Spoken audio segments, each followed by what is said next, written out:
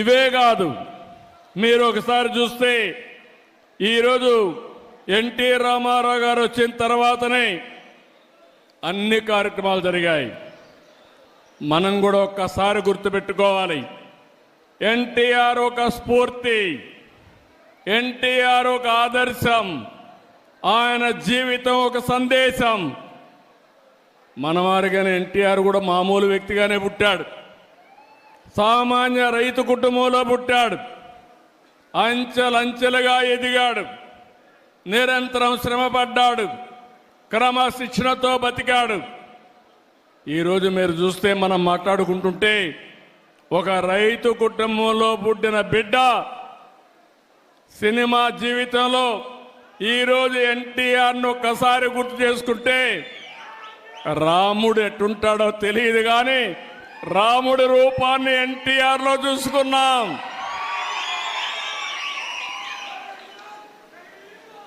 ఒక రాముడే కాదు, ఒక శ్రీకృష్ణుడు ఎట్టారు ఎవరికి తెలియదు. ఇప్పటికి కూడా శ్రీకృష్ణుడు అంటే ఎన్టీఆర్ రూపంలో చూస్తున్నాం. ఇది ఒకటే కాదు, ఆయన జీవితంలో మనం చూస్తే ఇప్పుడే కాదు, ఇంకా మళ్ళా పుట్టరు. ఒకవేళ ఆయన చేసిన పాత్రలు చేయాలంటే మళ్ళీ ఎన్టీ రామారావు గారే పుట్టాలి తప్ప ఎవరికి సాధ్యం కాదు. ఇంకొక పక్కన రాజకీయాలు, కొత్త నిర్వచనం తీసుకొచ్చాడు. అంతవరకు చూస్తే రాజకీయాలంతా కూడా దోపిడీకి మారుపేరుగా ఉండే రాజకీయాల్ని ప్రజాహితం కోసం, ప్రజాసేవ కోసం రాజకీయాలను చేసిన నాయకుడు ఎన్టీ రామారావు గారు. మీరు ఒకసారి చూస్తే రాజకీయం అంటే పెత్తందారి విధానం కాదు, పేదల జీవితాలు మార్చేది రాజకీయం అని చెప్పి చేసి చూపించిన నాయకుడు ఎన్టీ రామారావు గారు. మీరు ఒకసారి చూసినప్పుడు బీసీలకు మొట్టమొదటిసారిగా స్థానిక సంస్థల్లో రిజర్వేషన్లు పెట్టిన వ్యక్తి ఎన్టీఆర్ అని చెప్పి నేను మీకు తెలియజేస్తున్నా. ఇదే కాకుండా మా ఆడబిడ్డలు ఈరోజు ధైర్యంగా మీరు డిమాండ్ చేసి మీ తల్లిదండ్రులు సంపాదించిన ఆస్తిలో సమాన హక్కు అడిగే అవకాశం వచ్చిందంటే అది ఎన్టీఆర్ ఇచ్చినటువంటి వరం, మీ అందరికీ ఆయన ఇచ్చిన చట్టం అని చెప్పి కూడా నేను మీకు తెలియజేస్తున్నా. ఇంకో పక్క రాజకీయాల్లో మగవాళ్లే కాదు, ఆడబిడ్డలు రాణిస్తారని స్థానిక సంస్థల్లో 9% రిజర్వేషన్లు పెడితే ఈరోజు దేశంలో 33% ఆడబిడ్డలకు చట్టసభల్లో రిజర్వేషన్లు వచ్చాయంటే దీనికి ఫౌండేషన్ వేసిన వ్యక్తి నందమూరి తారక రామారావు అని చెప్పి నేను మీకు తెలియజేస్తున్నా. అంటే ఆ రోజు ఆ మహనీయుడు ఆలోచించాడు, దానికి అనుగుణంగా పాలసీలు తీసుకొచ్చాడు, అమలు చేశాడు. అది దేశానికే ఆదర్శంగా తయారయ్యే పరిస్థితి వచ్చింది. ఆడబిడ్డలు చదువుకోవాలని మహిళా విశ్వవిద్యాలయం పెట్టాడు. ఇంకో పక్కన బడుగు బలహీన వర్గాలకే కాకుండా పేదలు కానీ కార్మిక కర్షక మైనారిటీ సోదరులకి సంక్షేమ కార్యక్రమాలు తీసుకొచ్చాడు. ఆయన ఒకటే ఆలోచించాడు, పేదరికం పూర్తిగా నిర్మూలించాలనేది ఎన్టీ రామారావు గారి కళ. నేను ఒకటే చెప్తున్నా, భవిష్యత్తులో జీరో పావర్టీ, పేదరికం లేని సమాజం ఒక్క తెలుగుదేశం పార్టీతోనే సాధ్యం. అది చేసి నిరూపిస్తాం. ఇంకో పక్కన కరువు సీమ, రాయలసీమ, ఒకప్పుడు రాయలేలిన సీమ, రతనాల సీమ, తర్వాత కరువు వచ్చి ఈ ప్రాంతంలో మనం చూస్తే నేను కూడా ముఖ్యమంత్రి అయినప్పుడు కరువు వస్తే నీళ్లు కూడా లేవు. అనంతపూర్ లాంటి జిల్లా ఎడారిగా మారిపోతుందని శాస్త్రజ్ఞులు చెప్పడమే కాకుండా రాయదుర్గ ప్రాంతం అయితే ఎడారిగా మారిపోయే సూచనలు వచ్చాయి. ఎడారిగా మారకుండా నేను కొన్ని వందల కోట్ల రూపాయలు ఖర్చు పెట్టి పనులు చేసే పరిస్థితికి వచ్చాం.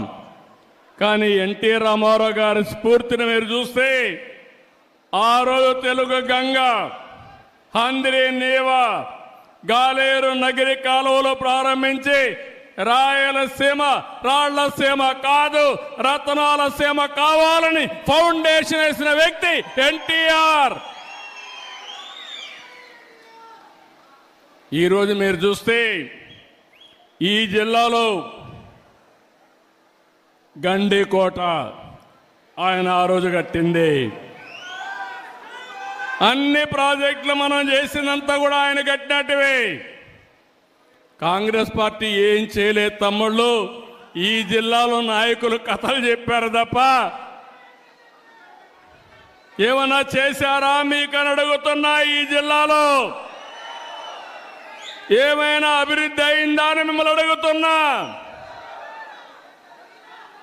తెలుగుదేశం చేసిన అభివృద్ధి తప్ప కడప జిల్లాలో ఎప్పుడూ వాళ్ళు ఏమీ చేసిన పరిస్థితి లేదు.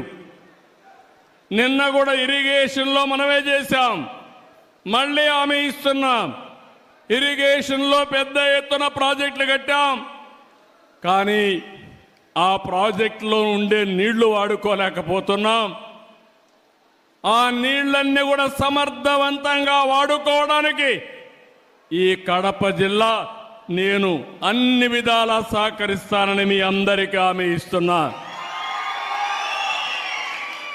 అది కూడా ఇంకొక పక్క ఎన్నోసార్లు చెప్పాను, ఈ కడప జిల్లా తయారవుతుందని. మామూలు వరి పంట కంటే హార్టికల్చర్ పండ్ల తోటలు వేసుకుంటే 2 ఇంతలు 3 ఇంతలు. ఇంత మునుపు కూడా బనానా కానీ ఆరెంజెస్ కానీ దీనికి ప్రాధాన్యత ఇచ్చాం. మళ్ళీ నేను శ్రద్ధ పెడతాను. ఈ జిల్లాలో ఉండే నీళ్లు ఉపయోగించుకోవడానికి అన్ని పనులు చేస్తాను. మీరు ఒకసారి చూస్తే నేనున్నప్పుడు రాయలసీమలో మైక్రో ఇరిగేషన్కి 90% సబ్సిడీ ఇచ్చాం. అది కూడా తీసేసే పరిస్థితికి వచ్చారు. మళ్ళీ నేను వచ్చిన వెంటనే రాయలసీమ రైతాంగానికి మంచి జరగాలని ఈరోజు 90% సబ్సిడీతో డ్రిప్ ఇరిగేషన్ మీకు ఇస్తున్నానంటే అది తెలుగుదేశం పార్టీ. ఒక పక్క డ్రిప్ ఇరిగేషన్ వచ్చి, ఒక పక్క ఆధునీకరణ వచ్చి, ఇంకో పక్క హార్టికల్చర్ పంటలు వేసుకొని మార్కెటింగ్ అని ఎస్టాబ్లిష్ చేస్తే ఈ రాయలసీమకు తిరుగుండదు. నిన్న కూడా కేబినెట్లో మాట్లాడాను. రాయలసీమలో ఎక్కువ ఆదాయం వచ్చే జిల్లాలు చూస్తే కడప, అనంతపురం జిల్లాలు కూడా ముందుకు వచ్చే పరిస్థితికి వచ్చింది. మీరు శ్రద్ధ పెట్టండి.